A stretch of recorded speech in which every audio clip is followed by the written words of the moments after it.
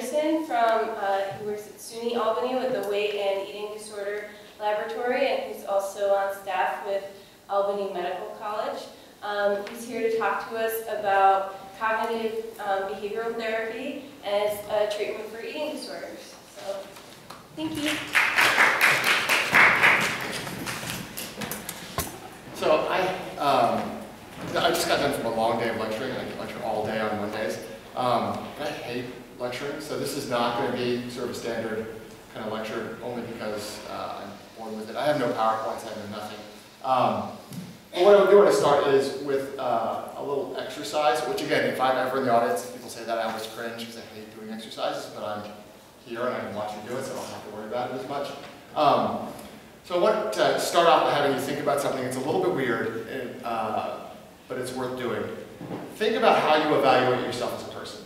That could be your roles, that could be, it could be qualities about yourself, intelligence, you're funny, that could be your role as a sibling or whatever it might be. So take a second, think about that, and kind of rank order, at least the top few. I'm going to have you share this so you might have a little self-censorship here. It depends on what you think, what you like about yourself. But think about those things, kind of rank them, and either the person sitting next to you or find somebody, take a second, and I want you to spend a minute. One of you tell the other person the most important thing about yourself, or how you evaluate yourself, that you consider to be most important about you, or most influential about you. And the other person, I want you to argue them out of that. Tell them not only is that not what they should be focused on, but it's probably not even a good thing at all. No matter what it is, your job as the other person is to argue them out of that. So you go tell people what you think is most important about you, or what you most value about yourself as a person. The other person's job is to tell the other person that shouldn't count. Ready, go. Hi, welcome. If you don't know anybody, this is a great way to meet people, telling them intimate secrets about it.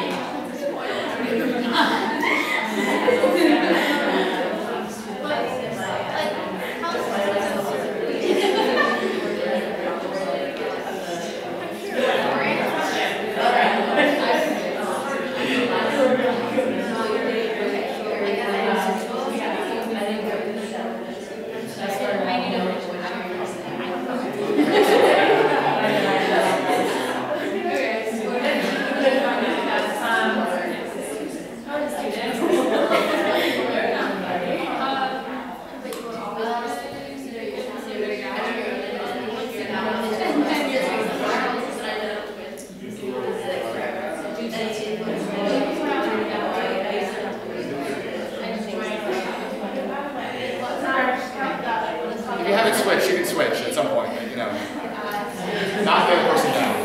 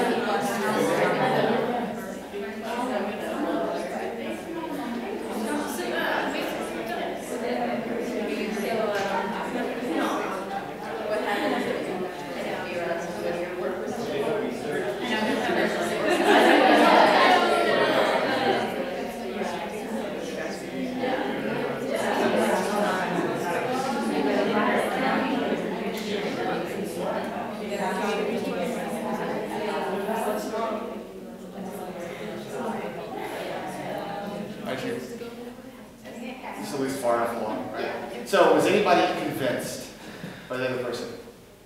Yeah. That you were all? You did. All right. It worked a little bit for you. You decided that your way of evaluating yourself was not the best way. Well, what we talked about is some good points. Okay.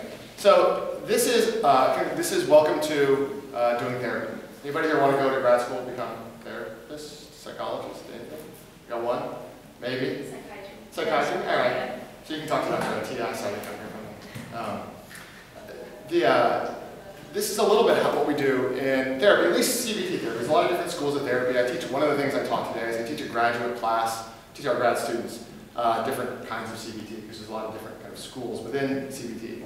But one of the things we do is, our job is to talk to people about what they value most, and we'll talk a little bit about that in the context of eating disorders, and maybe try to convince them that the way that they're doing it is not working so well for them. So one of the things we think about now when we sort of conceptualize eating disorders, and again I'm going to step back, all this is kind of from this cognitive behavior therapy standpoint. It's what I learned in grad school. It's what I went to LSU for grad school. We were a CBT program. University of Albany, we're a CBT-based program. So it's what we do, it's what I train, it's what I kind of spent my entire professional life doing. I'm also a professor 3 days a week at university, and I do work at a practice 2 days a week, so I see patients. We have an intensive outpatient program in Albany. We just opened up, it's about a year and a half old. We're probably the only one outside of what some of the folks in downstate are doing. Probably the only intensive outpatient program. We work 12 hours a week with people who've mostly failed at other treatment programs. Most of them have multiple inpatient stays previously. Every once in a while we catch somebody relatively new who's not doing well. So I see things from both sides of things. So I've done research on eating disorders. It's what I've done, again, all my sort of professional career across the eating spectrum. And I also teach people how to do it and actually treat the patients. I do one of the therapy groups, 2 of them each week. So what we're now coming around to the idea, particularly in kind of from a CBT perspective about eating disorders, is there's really probably only one eating disorder. We spent lots of time both theoretically and practically distinguishing between anorexia and bulimia, the different types of bulimia. There's binging subtype and purging subtype, non-purging subtype bulimia. We've got purging and non-purging anorexia. Really, the criterion is weight. Right? If you're significantly underweight, it will give you a diagnosis of anorexia. If you're more normal or to slightly overweight, it will give you a diagnosis of bulimia. That's really the trump criterion the way it is now. People have come up with purging disorder for people who purge but don't really binge. We've got binge eating disorder for people who binge but don't purge. We've got all these we're sort of thin slicing, and some people have argued really it's the opposite. We probably shouldn't be talking about different eating disorders because most of the people who have one eating disorder will probably have a diagnosis of another one at some given time.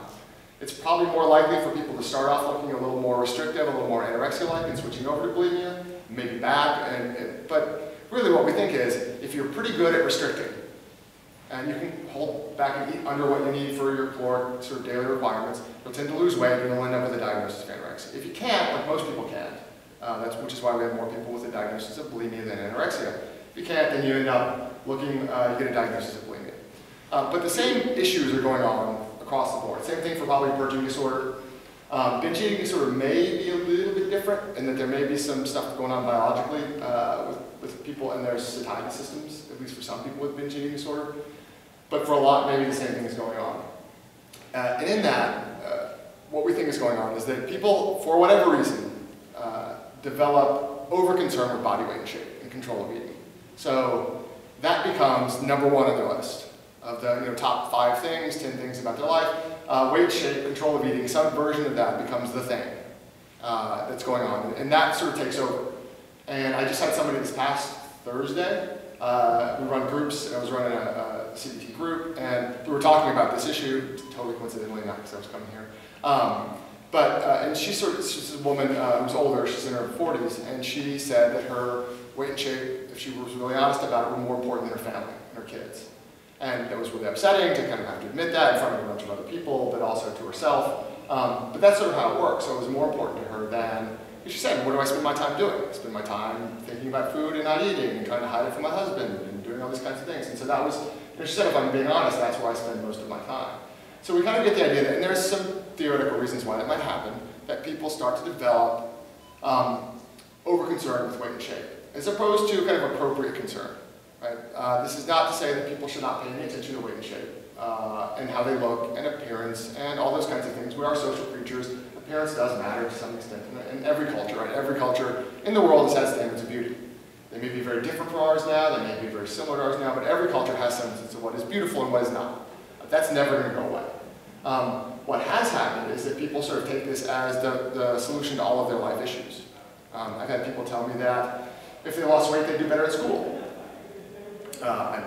still, I mean, I get that, but more commonly you see things like people will like me more, I'll like myself more, I'll feel more in control of my life, I'll like myself better. So there's some of these could be internal reasons, sort of like I have my own standards and I would feel better if I looked like that and if I could control my eating this way. There is interpersonal, I think people would like me, not only just in the sense of attractiveness, but in the sense of feeling weight has connotations. So this idea that, oh, you must be in control of yourself, look what I can do, what you can't do, those kinds of things. So there's some power control issues that happen with some people. But for whatever reason, and all these reasons maybe, that becomes the thing. And I think in general, anytime you have just one thing in your life, you're kind of at risk for running into trouble. You know, this is the kind of the classic people who are their jobs until they retire and they know what to do with themselves. You know, people who trade on their beauty and attractiveness until they hit 40-something and then everything starts to, gravity finally hits and you know, you look like Cher with $10,000 a year in surgery and you can't blink anymore because your skin is so tight. Right? Those are people who kind of traded on their one thing, that thing is going away and they're desperately trying to get it back. So with weight and shape and eating, what we have is sort of a similar kind of situation. Body dissatisfaction is really rampant in our culture. We sort of commonly think about it in terms of females, but men now, particularly over the last 15 years, are showing equally high rates of body dissatisfaction. It's more complicated in men because you have a combination of thinness and muscularity. With women, you tend to see more of just the thinness aspect, although there is a kind of a little bit of a trend to sort of also see increasing muscularity along with leanness in women. That is, our body images have changed, but men have just sort of like, instead of women coming back down, we've kind of raised the bar and everybody is unhappy now, which is not really the way we wanted to move things. We really wanted to bring it this way, but we've kind of, you know, it's not the equality we wanted, you know, everybody not like it. But if that's, and so from a CBT perspective, that is the core problem in eating disorders. And at some points in time, somebody's, like I said, is going to be better at restricting and holding that core balance in the negative. So they're going to lose more weight. That is, anorexia, being significantly underweight, carries a lot of risk. It's probably the most, as you may know, it's probably the most dangerous and most deadly psychiatric disorder because you have all the physical problems associated with being underweight, along with all the depression, suicidality, and things that happen with sort of psychiatric issue, a lot of depression and anxiety. But really the underlying problem, and we solve them the same way. So in our group, we have people, we really could care less about the diagnosis. We bring people in to our groups who are, some are underweight, some are normal weight, we have people who are overweight, and they all have the same issues. The people who are significantly underweight, gaining weight is part of the treatment plan. They're not, it's not part of the treatment plan. But the exact same issues pop up because some of them were those other people 6 months before, a year before, 2 years before. And if we left them alone, they might be the other one down the road. Like I said, it tends to go more from anorexia-like to bulimia-like. That's if we had to pick, if I had to bet, that's the way it tends to go, is people start off being able to restrict and not be able to hold on to that for a long period of time, particularly over the years.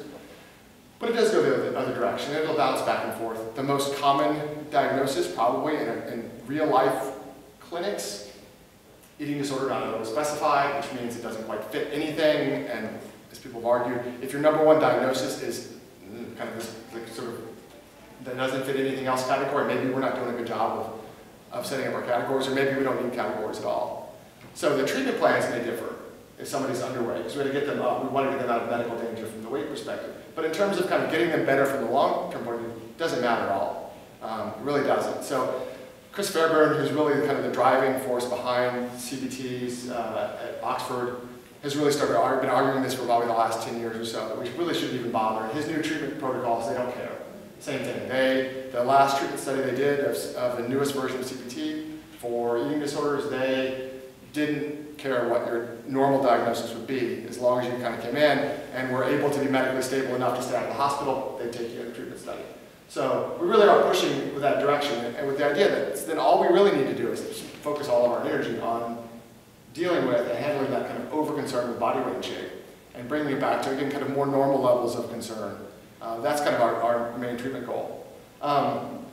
So in general, as a clinical psychologist, as sort of a cognitive behavioral psychologist, our job is to help people identify those kind of overvalued ideas, those kind of core beliefs, and help them figure out ones that might be better for them. Because my sort of overarching kind of theme to some of this is that people get involved in eating disorders, I think, for what are probably good reasons. Just like, I mean, often people engage in symptoms in order to solve a problem. I don't know what that problem might be, but you know, again, I don't like the way I look. Other people have said things that they don't like the way I look. I feel out of control in my life. This seems like it might, and it makes absolute perfect sense. If I look differently, people will react differently to me. I'll react differently to myself. I'll feel more control. I'll feel happier. I'll be healthier. Everything will be wonderful. It makes absolute perfect sense. It's just absolutely wrong. Is the problem. Like a lot of things, it's so we do science, right? That you know, it makes good sense. It just actually happens to be false. And so, so I think what happens is a lot of times in the eating disorders, you have someone who has a bad idea, and instead of going, wow, that was a really bad idea, that didn't work, it's, wait, I just didn't try hard enough. And that's what we'll often see is, I didn't, you know what, I didn't, 5 more pounds, that'll do it. You know, 120 pounds is great. Nope, that's not great, I'll try 110. Nope, that's not good, I'll try 100. Because 100 is a nice round number. If I get below that, it's clearly got to be better. And then get to 99 and things are still bad. Instead of saying, maybe this is just sort of a losing strategy in terms of kind of life happiness, it's kind of a double down and try harder. So I actually think you have to work your way into an eating disorder in that sense. That to not eat, or try not to eat at least, every single day, to have to sort of organize your life around these issues, is incredibly time consuming. It's incredibly sort of brain power consuming, and that it takes a lot of, you know, you ask people how much time they spend, it's like every waking moment, right? It's either hiding it from my roommates or my friends or my parents, or how do I get away with this? What do I do if somebody wants to go, like, if we're going to go studying and then they want to go get pizza? How do I talk my way out of that? And you know, the secrecy that's involved with eating disorders is just incredibly time consuming and brain energy consuming. You know, besides the fact that you're not getting a lot of glucose to the brain, right? So that's a compounding problem, is that particularly people who are under eating aren't thinking straight. And it's difficult to do cognitive therapy, just like we don't like to do therapy on people who are actively substance using. Right? It's hard to do therapy on someone who's drunk. Right? It just doesn't work all that well. I mean, we've tried. Unfortunately, I worked at a VA for a while where people come in and a substance use clinic, and you know, they would start a little bit earlier in the day. And you can't. If somebody's really drunk, they can't talk to you. If they're high, you can't really rationalize with it. But the same thing happens, and so one of our compounding problems, particularly if people are underweight, is that they are not getting enough glucose to the brain, and they're kind of just not all there.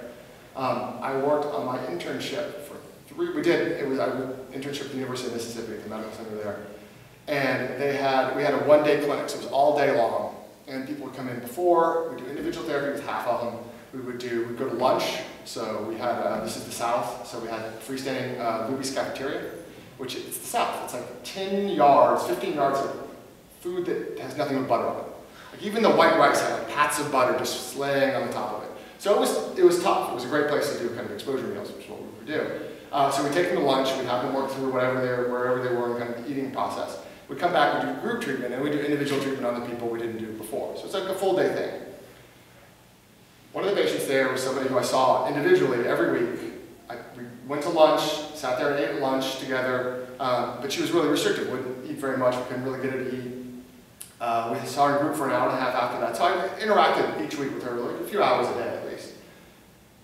Right as I was rotating off that rotation, she went inpatient to a facility, and I happened to run into her like 3 or 4 months later out in the community.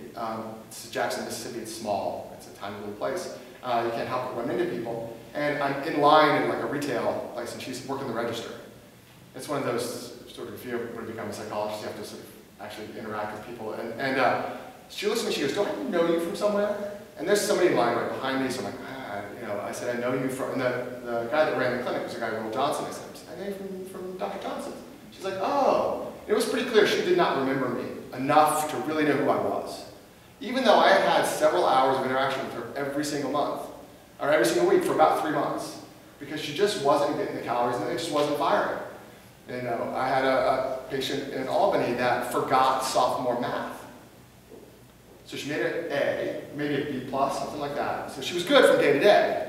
She went into treatment over the summer, came back, went to her junior year, went into math, and realized she didn't remember math. She had to get a tutor to sort of reteach her. She didn't want to drop back the math. So you get a tutor to reteach her because she could go day to day, and the teachers never noticed anything. And she got refed over the summertime, kind of everything kind of came back on, and she went back to school, and like I said, just didn't remember. I had to catch up. and is doing well now and is in college. But that sort of not being able to kind of hold on to long-term memories and rational thought really gets in our way of doing this. So if someone is kind of normal weight and is looking more bulimic, like doing a lot of purging, it's less of an issue. But for people who are being very restrictive, you just, again, not enough juice getting to the brain. So our job is to take that over-concern with shaping weight and turn it into regular levels of concern. I guess appropriate concern is what we like to call it. And that's what I sort of want to talk a little bit about. So how do you change? So for people that, again, weight and shape, control of eating, the most important thing, very central to who they are. We have one person who admitted that they were, at least the person sort of had some good ideas there, like, hey, maybe that's, but that's basically what we're trying to do, is tell somebody, hey, the thing that you think is most important and the solution to kind of all your problems, wrong. You got to do something else. You got to think about something else. Think about it in a different way. You've got to sort of adopt another way of looking at that. That, as you might imagine, is not the easiest thing in the world. Particularly, I mean, I've never had someone go, you know what, you're right. This was just a silly idea. Thank you so much. Actually, I have had people do that, but they were just trying to get out of treatment. But then nobody goes, like, oh, you're right, you've been so persuasive in the last 45 minutes, 50 minutes, that I've completely changed my outlook on life, and I am now fixed. Thank you very much. You know, where do I pay my copay? Like, you know, I'm ready to go. It just doesn't work that way. So that's why, you know, eating disorders have the reputation of being hard to treat, which is one of the reasons I find them interesting. And I got into them, I didn't really have any interest until I got into grad school and worked with an eating disorders kind of treatment team, and found it really fascinating. Because if you're depressed and you're really sad, you don't want to get out of bed, you get the idea that you got to get someone to get out of bed, and you got to kind of do some things. If you're anxious, and we tell you, you're going to have to kind of confront the thing you're afraid of, you have to go out there and kind of do some exposure to this, and, you know, kind of get back on the horse that threw you. There are all those like sayings we have in our culture. People get that. Maybe I'm from the South, maybe that's not a saying here. But you know, you got to kind of do the thing you're afraid of. People understand that, and it might be hard for them to do, but they get it conceptually. It's sort of like, okay, if I expose myself to that, I'll be less afraid of it, it'll be fine. With eating disorders, what I'm suggesting is their solution. That's their problem. Their solution is you leave me alone, and then we'll all be happy, right? And so that's where I think the treatment resistance comes from. Is we're really sort of hitting at the very core thing that they think is the right thing to do, and telling them no, it's the opposite of that. That's what's driving you further and further into this sort of downward spiral. And I will often say that, you know, if you want to find a way to make your life miserable, you've picked an incredibly useful way to do that. If you want to become happier, are you happier? Are you trying to be more social? Probably not more social. If you know everything that you want out of eating disorders, you don't get. You get the opposite. The problem is, often at first, you do get those things. Right? The problem is, at the beginning, it's sort of like somebody who goes gambling and wins big the first couple times they gamble. And they're always kind of trying to chase that because, like, I'm a winner at gambling, right? It's the same thing. At first, it is really common for people to say, people say, you look better, you look really good, you feel better. You know, you look good, what happened to you? Right? That's the kind of thing we say in our culture to people. And so they are chasing that initial kind of reward, reinforcement. Oh, thank you.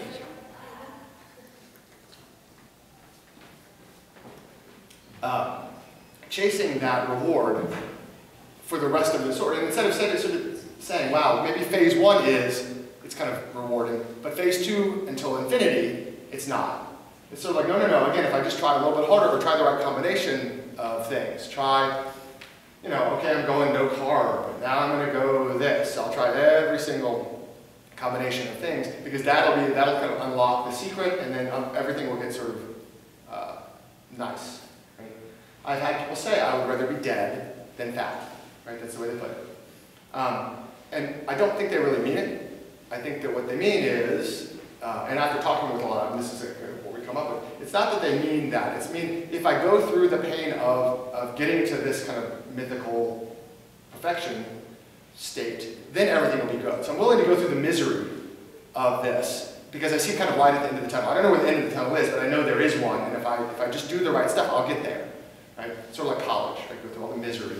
And you go to grad school with more misery. That's just me, right? So you go through, anybody can go through a fixed, period. We have a lot of athletes with eating disorders. It's sort of like, anybody here athlete, former athlete, runners? You have any runners? Right? So, if you don't hurt at the end of a 5K, 10K, or whatever race, you're probably not doing it right. Right? So they get this idea that like it should be miserable for a time, and that's like how you know it's really working. But at the end, you're done, and you get the little medal, or you get whatever you get, and you get a banana and a bagel, and you're good to go. And so what they really mean is, I'm willing to be very miserable for even a fairly long period of time, if at the end, I hit this sort of mythical combination of weight and shape, and then everything gets good. The problem is it never gets good. If you run into people, and we do occasionally, who actually hit their goal weight, they actually get there, they get everything like the way they like it, because it does happen. I sort of ask them, because I like to know this answer, it's always the same. I said, is it any easier once you get there? And they always say, no, it's harder, because you made it. Like you did what most people can't even do. Now, if you let up for even a second, your sort of vigilance, it goes away. So after all that trying, you finally get there, and maybe it does start to feel a little bit better, and then it's sort of like everything is thin ice. And you can't let up your guard for a day, for a second. So instead of, again, sort of like I get there and woohoo, it's relaxed, I can sort of take it easy now. Now I get there and I feel that much more sort of paranoid about having to maintain that because I don't want to lose it. And a lot of times I lose it anyway because of the nature of kind of weight maintenance. And we are, I like to say, we are here because our ancestors did not starve to death, at least long enough to have kids and let them kind of reach, the next generation. So all of us have incredible mechanisms built into our systems to make us preserve our weight and to not be able to lose weight. Because, nobody knows and nobody cares that you want to get into the next size smaller jeans. Your body just thinks you're starving to death, right? And so all these really powerful mechanisms kick into place to keep you from starving to death, which is what your body thinks you're doing. And when you eat faster, your body, your metabolic rate slows, all these kind of complicated things. I have a friend of mine, a colleague, she's at Albany Med, is really into the neuropeptide stuff, into all that kind of really geeky food like that. I kind of have a bio-neuropsych background, so I kind of like that stuff, but she loves that stuff. She loves, neuropeptide Y and CCK and ghrelin and leptin and all these kind of things. Anybody know this stuff? It's fun. It's fun stuff. But it doesn't, like at the clinical level, like I can't give somebody a shot of leptin or ghrelin or any of that stuff. And I tried, it didn't work. All the feeding mechanisms, but that's why it's harder to lose weight than it is to gain weight, because that's the problem, right? Historically, our problem has not been you're too heavy, right? You have heart disease, diabetes, whatever. The problem is we're going to starve to death in wintertime because we don't have enough food. So that's why for a lot of times I call it bungee cord weight. Like people go, I got down to like 100. Well, you got down to 100 for like 2 weeks because you didn't eat anything the entire time and you were dehydrated, and then you ended up in the hospital, and as soon as they popped an IV in you went up to 102 because you just couldn't maintain that. And so people will take that as the lowest weight because they achieved it. That's their weight that they can achieve. And if you ask adults what goal weight they would have, if they could weigh anything that they wanted, most adults pick the lowest weight they were from 18 on, right?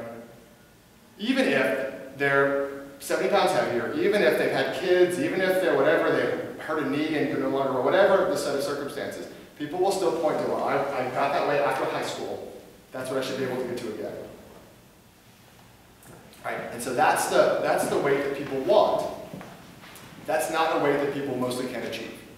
So a lot of times the weight loss that we see in eating disorders will bounce back, and then they go, what did I do wrong? Right? Because they don't understand it's a biological thing, like that your body's just sort of retaining calories. They sort of think, like, I screwed up somehow. I just have to, again, go harder, and I'll get there. And so then that's that sort of one of the basic kind of behavioral traps we have in eating disorders is people pick this sort of bad long-term strategy and just keep at it. And I think in some ways you have to kind of ignore most of your life to keep thinking it's going to be a good idea. Because you sort of, again, get more socially isolated, you get more depressed, you get more tired, you get more colds, you can't study as well. All that kind of stuff starts to fall apart. And you kind of have to ignore that and think, like, just get here, do the right thing, then it'll all be great. And so my job is to point out, your life sucks. And I know them fairly well, within 12 hours a week, I sort of say, your life sucks. This is not going to work. It's never going to work. And having to get them to own up to the fact that this is, did you ever see this really working, really? And after a lot of times, sometimes they say, yes, and we'll work with that. Sometimes they go, no, it doesn't. This is not going to work. I just don't know what else to do. And at least then we can kind of open up on, I have some things. I just happen to have some stuff that we might want to try. So that's what we try to do in CBT. And I was going to, if we had a board, I could show, I'll mime the whole thing. I'll just do little things. So I'm going to give you a model of how we do CBT and kind of how we actually do it with eating disorders. It's a model that was not developed for eating disorders specifically. It's a model by a woman named Jackie Persons, if you ever care. She wrote a book. The first edition of her book came out in like 1990. It's got this model in it. I teach from this model. I train everybody. I love it. She wrote a second edition and she totally screwed it all up, and she added all this stuff. I think it just confuses it. I haven't told her that. The book's out of print. The original edition's out of print. You have to kind of go find it on Amazon and used bookstores and stuff. But what she says is that there are three kind of, it's a two-level model. This level of CBD is a two-level model. So there's three kind of surface problems